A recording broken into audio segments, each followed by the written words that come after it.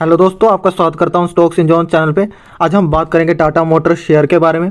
Tata motor share की बात करें, क्या तगड़ी रैली आई है। मैं देख रहा हूं कुछ साल से ही आपको अच्छे खासे रिटर्न देखने को मिल रहे हैं। अगर हम 5 दिन से देखें तो एक ही रेंज पे आपको कंसोलिडेट करता हुआ मिलेगा, मतलब लोग प्रॉफिट बुक कर रहे हैं इस टाइम पर। तो अगर हम 1 महीने से देखें तो यहाँ पर आपको एक ही रेंज पे घूमते हुए मिलेगा, तो ये आपको थोड़ा सा यहाँ पर बोर कर सकता है। तो इस चीज़ से आपको यहाँ पर फेस करना होगा, यहाँ पर थोड़ा पेशेंस दिखाना होगा। ठीक है, इसके ऊपर भी जा सकता है, इससे नीचे भी जा सकता है। अगर नीचे जाता है तो आप बाय एंड डीप एवरेज कर सकते हो, मगर हम मैक्सिमम चार्ट पैटर्न देखते हैं तो हम घबरा जाते हैं, क्योंकि इसका जो वोलाटाइल है ना, वो रिटेल इन्वेस्टर कोई नहीं झेल पाएगा। इसकी वोलाटिलिटी देखोगे, देखो कितनी ज़्यादा गिरावट है। आप खुद देख पा रहे हो, यहाँ पर गिरावट, यहाँ पर गिरावट, यहाँ पर गिरावट, यहाँ पर गिरावट, यहाँ पर तो बुरी तरीके से गिरा हुआ है। तो ऐसी गिरावट वाले स्टॉक में अगर रिटेल इन्वेस्टर रहता है तो वो जल्दी बेचने की कोशिश करता है पैनिक के कारण, क्योंकि उसमें काफ़ी ज़्यादा गिरावट और नुकसान होने लगता है। तो टाटा मोटर की बात करें तो जो हमने प्रीवियस रिजल्ट देखे, मतलब प्रीवियस चार्ट देखा, जो इनका पुराना चार्ट देखा, तो पुराने चार्ट के हिसाब से ये काफ़ी वोलाटाइल स्टॉक है। तो आगे जाके ज़रूरी नहीं है कि ऊपर ही जाए, जो हो भी सकता है इसी तरीके से नीचे भी गिर सकता है। तो हमने सोच समझ के पैसा लगाना होता है। बट हम आगे बात करें तो राकेश झुनझुनवाला ने काफ़ी अच्छा माल उठा के रखा टाटा मोटर में। टाटा मोटर डीवीआर में उनके जो जून में थे, जो क्वार्टर रिजल्ट आने के बाद जून में 1.97 की होल्डिंग थी, डीवीआर की बात कर रहा हूँ। अब सितंबर में उन्होंने बढ़ाकर 3.93% की होल्डिंग कर दी है टाटा मोटर डीवीआर में। तो अब टाटा मोटर की बात करें, टाटा मोटर में भी उन्होंने अच्छी खासी होल्डिंग लेके बैठे हैं। बट हम जब स्टॉक की बात करते हैं तो काफ़ी वोलाटिलिटी उसमें देखने को मिल रही है। तो कोई रिटेल इन्वेस्टर इसको नहीं झेल पाता है, तो उसके हिसाब से ही आपको यहाँ पर टाटा मोटर में पैसा लगाना होगा। टाटा मोटर में पैसा बनी जा रहा देखकर, मतलब काफ़ी तेज़ी से भाग रहा है। वो चीज़ देखकर कुछ सालों से हम देख रहे हैं कि काफ़ी तेज़ी से भाग रहा है, और रिटेल इन्वेस्टर वो चीज़ देख रहा है, पीछे नहीं देख पा रहा। तो आगे की बात करें हम पिछले साल से, तो खतरनाक रिटर्न मिले, कोई डाउट नहीं है उसमें। अगर हम उस रैली को देखकर अगर स्टॉक में इन्वेस्ट कर देते हैं तो बहुत बड़ी गलती होगी। हमने प्रीवियस जो इसने रिजल्ट दिखाया, जो प्रीवियस जो इसने दिखाया कि हमने कैसे काम किया, वो देखें तो काफ़ी वो मतलब रिस्की सा लगता है। तो वो चीज़ भी देखना ज़रूरी है। आपने जस्ट ये चीज़ देखकर इन्वेस्ट नहीं करना चाहिए, हमने ये गिरावट भी देखनी है, ये क्यों हुई। ऑटो सेक्टर चल नहीं रहे हैं कई दिनों से, तो अब इलेक्ट्रिक व्हीकल जो आ रहा है वो काफ़ी पुश दे रहा है इलेक्ट्रिक व्हीकल, और टाटा मोटर काफ़ी आगे है इलेक्ट्रिक व्हीकल से लेते हुए। तो इसी वजह से काफ़ी पुश मिल रहा है इसको। तो यहाँ पर अच्छा खासा इनका जो प्रॉफिट है वो बन रहा है। ठीक है, तो आपको यहाँ पर आप देख पा रहे हो, ये देखिए मैक्सिमम 5 ईयर का कर देते हैं। तो ये देखो, यहाँ पर आप गिरावट देखोगे तकरीबन आपको मैं थोड़ा ऐसे करके दिखा देता हूँ। तो यहाँ पर आप गिरावट देखना कितनी होगी, 81%, 80% की गिरावट। किसी भी स्टॉक में 80-90% की गिरावट हो जाए तो कोई भी कह देगा कि वो शेयर बर्बाद हो चुका है, आराम से कह देगा। बट यही स्टॉक ने बाउंस बैक किया। कोई स्टॉक में पोटेंशियल होते हैं, बाउंस बैक जरूर कर सकते हैं। ठीक है, ये इसने भी किया, पोटेंशियल है इसलिए किया क्योंकि इसका काम अच्छा खासा चल रहा है, स्टोर खोल रखे हैं हर जगह, टाटा मोटर काम तो चल रहा है इनका, इसलिए इसने बाउंस बैक कर रहा है। सेल्स ग्रोथ भी बढ़नी चाहिए। ठीक है, तो अगर हम इसको स्टॉक को लें या ना लें, वो लॉन्ग टर्म के लिए वो हमें सोचना पड़ेगा। उसके लिए हमें फंडामेंटल देखना बहुत ज़रूरी है। अगर फंडामेंटल में दम हुआ तभी हम उस स्टॉक में सोच सकते हैं कि हाँ लॉन्ग टर्म के लिए बने कि ना बने।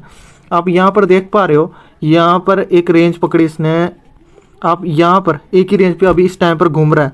ठीक है, तो पहले भी आप देख पा रहे हो यहाँ पर भी एक ही रेंज पे घूम रहा था, फिर बाउंस बैक किया। तो ज़रूरी है कि जरूर ऐसा भी हो सकता है यहाँ पर एक ही कंसोलिडेट कर रहा, फिर इसके बाद ऊपर जाने की कोशिश कर सकता है अगर ब्रेक कर देता है तो वो। ठीक है, तो उस चीज़ की आप वेट करो। लॉन्ग टर्म के लिए सोचे हो तो लॉन्ग टर्म के लिए इन्वेस्ट करो।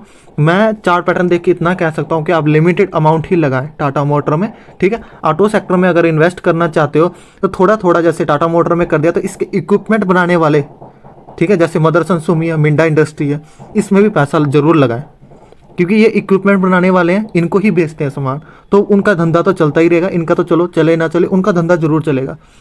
वहाँ से सामान खरीदेंगे ये तभी गाड़ियाँ बनेंगी आगे, ठीक है। वैसे भी वो जैसे मिंडा इंडस्ट्री होगी, मदरसन सुमी होगी, उनके इक्विपमेंट बिकते रहते हैं। मिंडा इंडस्ट्री के अगर आप मोटरसाइकिल कहीं ना कहीं रोज़ कितने ख़राब होते हैं, तो उनके इक्विपमेंट कहाँ से बिकेंगे, मिंडा इंडस्ट्री वाले बिकेंगे, ठीक है। इक्विपमेंट बिकते रहते हैं। बट वो गाड़ी की बात आ जाए, गाड़ी मतलब एक जाना कोई लेता तो एक ही बार ही लेता है, मतलब साल में एक बार ही लेता है। कोई ज़्यादा अमीर हुआ तो ज़्यादा गाड़ियाँ लेता है, मतलब जो नॉर्मल क्लास है, मिडिल क्लास के लोग होते हैं वो एक बार ही लेते हैं गाड़ी, या 2 बार ही ले लेंगे, ठीक है, बार बार नहीं लेते हैं।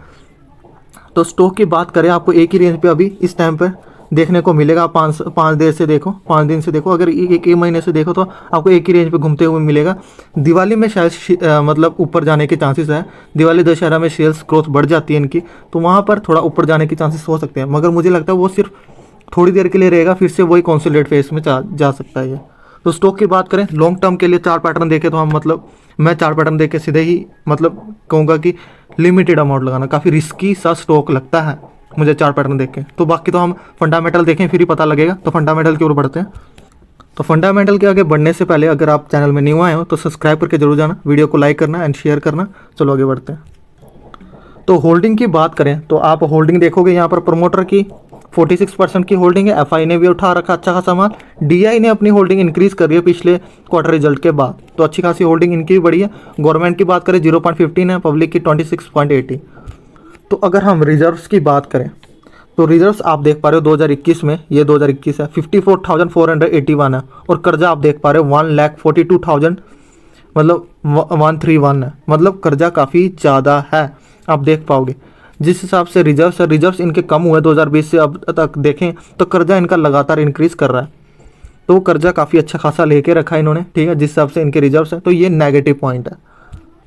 तो टाटा मोटर अगर हम पीर कंपैरिजन करते हैं तो टाटा मोटर मार्केट कैप के हिसाब से टॉप नंबर पे आता है, ठीक है। अशोक लेलैंड हो गया, टाटा मोटर डीवीआर हो गया, फोर्स मोटर हो गया, और भी जितने हो गए गाड़ियाँ बनाने वाले, तो टाटा मोटर टॉप नंबर में आ रहा है, यहाँ पर दिख रहा है। तो सबसे इंपॉर्टेंट चीज़ हम देखेंगे sales growth year to year. तो 2010 से देखें, 2010 में आप देख पा रहे हो 92,519 था।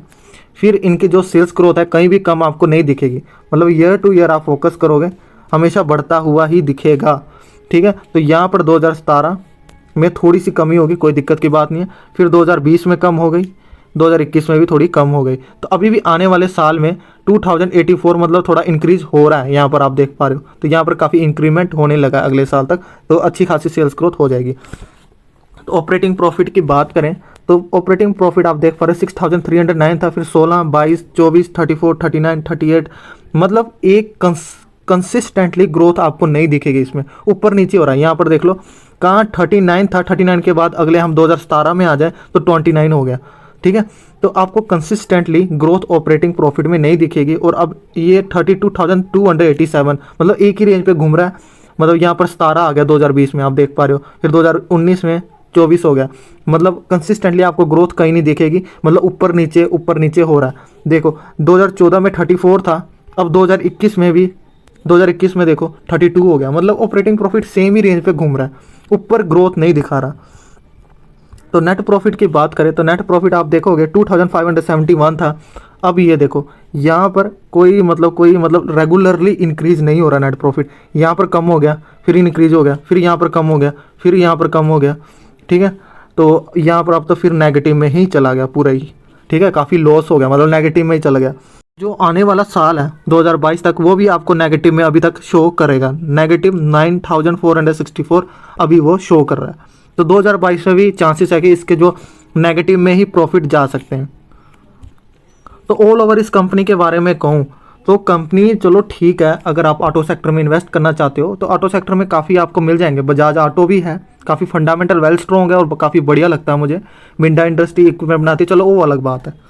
अगर आप इन्वेस्ट करना ही चाहते हो टाटा मोटर में तो लिमिटेड अमाउंट में ही करें। अगर मैं जितना एनालिसिस कर पाऊँ, ठीक है, जितना एनालिसिस कर पाया हूँ मैं, इनकी सेल्स ग्रोथ तो इंक्रीज़ कर रही है, ईयर टू ईयर थोड़ा बहुत इंक्रीज़ कर रहा है, बट इनके नेट प्रॉफिट जनरेट नहीं हो पा रहे, ठीक है। ऑपरेटिंग प्रॉफिट भी कंसिस्टेंटली ग्रोथ नहीं दिखा पा रही, मतलब इनकी कंसिस्टेंटली ग्रोथ मुझे अब तक नहीं दिखी पिछले 10 सालों से।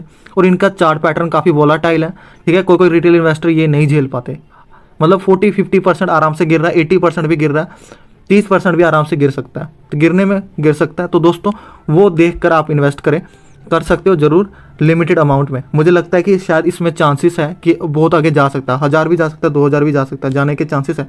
बट इसका मतलब ये नहीं है कि अगर उसके फंडामेंटल के हिसाब से तो मुझे काफ़ी ठीक ठाक ही लगा, मतलब 40-50% लगा, कुछ ज़्यादा खास कह नहीं सकते 100% में से, मतलब ठीक ठाक लगा। अगर आप इन्वेस्ट करना चाहते हो टाटा मोटर में, बिल्कुल लिमिटेड अमाउंट ही करें, ज़्यादा बिल्कुल भी नहीं इसमें अमाउंट में फंसाए। जो सोच रहे कि 1-2 लाख लगा देंगे, वो बिल्कुल भी नहीं। मतलब अपने जो पोर्टफोलियो कैपिटल बिल्कुल ना बिगाड़े, पोर्टफोलियो बिल्कुल ना बिगाड़े ऐसे स्टॉक में ज़्यादा अमाउंट फंसा कर। ज़्यादा अमाउंट हमारे फंडामेंटल वेल स्ट्रॉन्ग स्टॉक्स में ही लगाने हैं, ठीक है, इसमें लिमिटेड अमाउंट ही लगाना है, ठीक है। अगर ऑटो सेक्टर में जाना चाहते हो, बजाज ऑटो, मिंडा इंडस्ट्री में जाओ, काफ़ी बढ़िया स्टॉक है, वो भी आपको कंसिस्टेंटली ग्रोथ देगा, ठीक है। तो बट ये थोड़ा मुझे लग रहा है कि ज़्यादा अमाउंट लगाने वाला स्टॉक नहीं है, तो बिल्कुल थोड़ा ही लिमिटेड अमाउंट पैसा लगाएं। तो आई होप आपको सब चीज़ अच्छे से समझ आ गई होगी जो मैं समझाना चाहता हूँ। मेरी बातों को ध्यान से सुनना, ठीक है।